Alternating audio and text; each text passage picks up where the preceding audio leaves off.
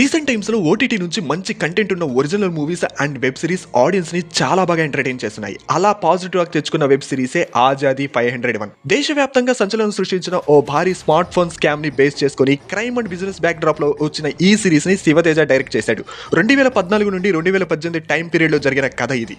తండ్రి మరణంతో కుటుంబ బాధ్యతలు తీసుకుంటాడు జితేంద్ర.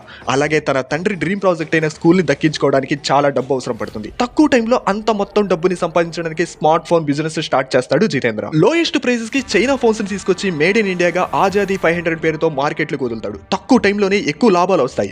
బట్ అనుకోని విధంగా అతనికి central minister Sharad Goyal, IPS trainee Chanakya, special officer Raghuram నుండి ప్రాబ్లమ్స్ వస్తాయి.